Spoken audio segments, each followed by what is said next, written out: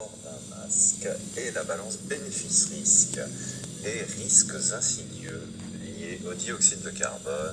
Je m'appelle Hervé Thomas, je suis docteur en chirurgie dentaire. Nous sommes le 22 juillet 2020.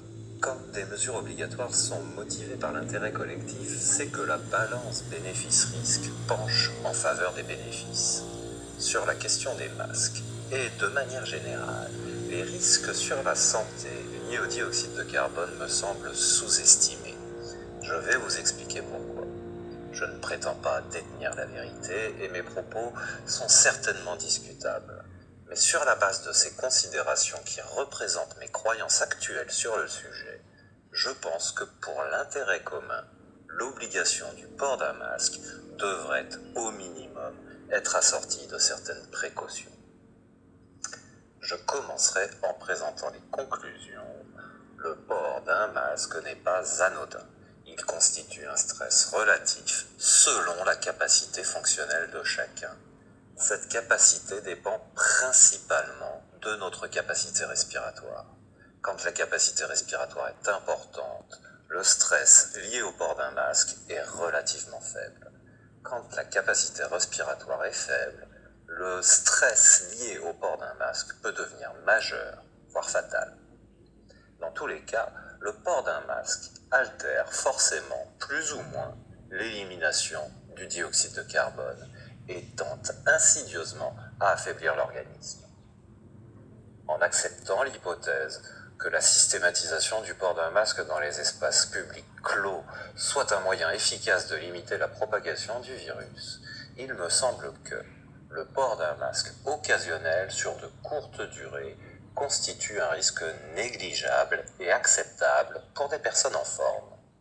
Pour des personnes affaiblies, ce risque mérite d'être considéré.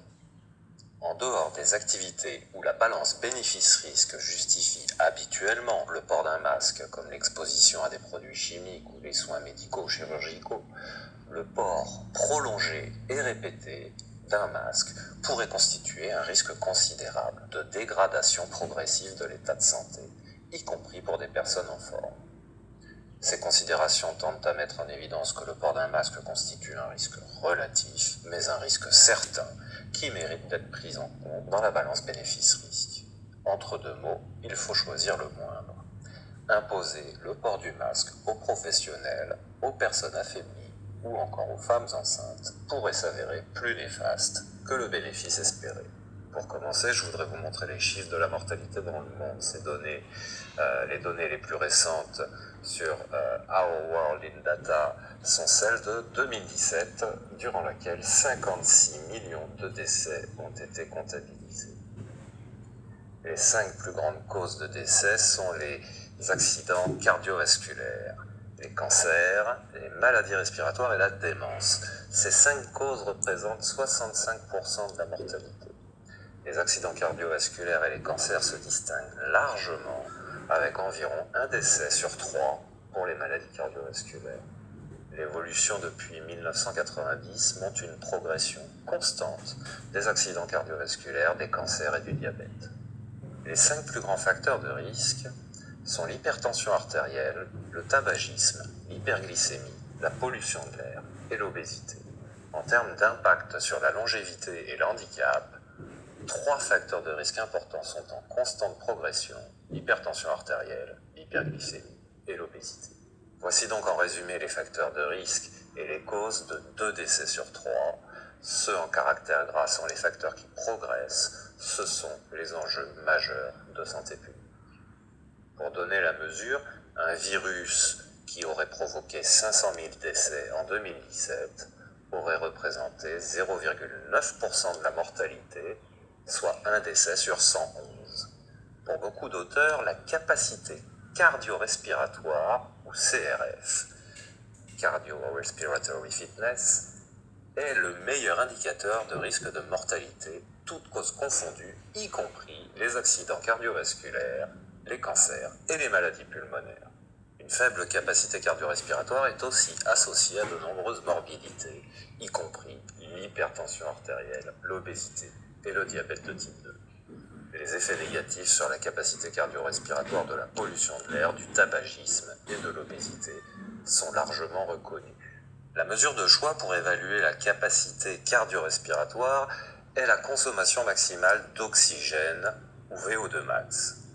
La consommation d'oxygène se produit dans nos cellules, au niveau des mitochondries, et elle génère du dioxyde de carbone qui doit être éliminé par la ventilation pulmonaire. Notre organisme doit se réguler pour ne pas produire plus de CO2 qu'il n'est capable d'en éliminer, ce qui dépend de la fonction pulmonaire. Ainsi, la fonction pulmonaire et la fonction mitochondriale sont dépendantes l'une de l'autre, et ce qui affecte l'une affecte l'autre et affecte la capacité cardio-respiratoire.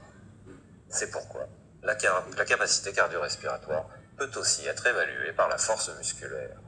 La capacité cardio-respiratoire détermine aussi la capacité fonctionnelle, c'est-à-dire la capacité à maintenir les conditions de vie cellulaire en réponse à des perturbations. Notre capacité à survivre dépend de notre capacité cardio-respiratoire et en tout premier lieu de notre fonction pulmonaire. La fonction pulmonaire se développe plus ou moins au cours des 20 premières années de vie. Elle se stabilise, puis elle décline plus ou moins rapidement en fonction des conditions de vie. Notre capacité à survivre diminue avec l'inactivité physique, l'âge, certains médicaments, les pesticides, le tabagisme, la pollution de l'air, le manque de sommeil, les hormones du stress, le manque d'oxygène, l'excès de dioxyde de carbone, le stress oxydatif, l'inflammation et l'obésité. Ce sont les tueurs silencieux. Quand la fonction pulmonaire décline, la capacité à éliminer le CO2 diminue.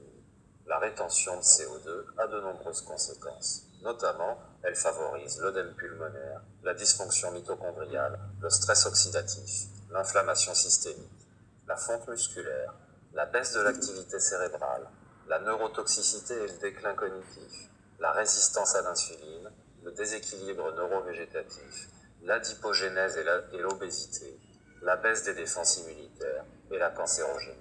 Les signes d'hypercapnie sont très variables et peu spécifiques du fait que la régulation du dioxyde de carbone implique de nombreuses fonctions biologiques, notamment le contrôle de l'horloge biologique et le cycle veille-sommeil, le contrôle du stress émotionnel, la régulation neurovégétative, l'appétit, l'alimentation, la motivation, les comportements addictifs, les processus cognitifs, les facultés d'apprentissage et de mémoire, la sensibilité à la douleur. De plus, la régulation du CO2 est en compétition avec la régulation de la glycémie. Ainsi, une phase d'hypercapnie peut évoquer un état d'hypoglycémie. Et la consommation de sucre diminue les signes de l'hypercapnie sans la faire disparaître. Finalement, la perte de capacité à éliminer le dioxyde de carbone semble être un acteur majeur du vieillissement et de la mortalité, et est impliqué dans nos maux de tous les jours, la fatigue, le stress, les troubles du sommeil, les troubles de l'humeur, l'anxiété, la dépression, les troubles de la mémoire, les comportements addictifs, etc. Les tueurs silencieux accélèrent le déclin de notre vitalité et de notre qualité de vie. L'antidote, c'est d'éviter les tueurs silencieux. Et je reviens de nouveau sur les conclusions. Le port d'un masque n'est pas anodin, il constitue un stress relatif selon la capacité fonctionnelle de chacun. Cette capacité dépend principalement de notre capacité respiratoire.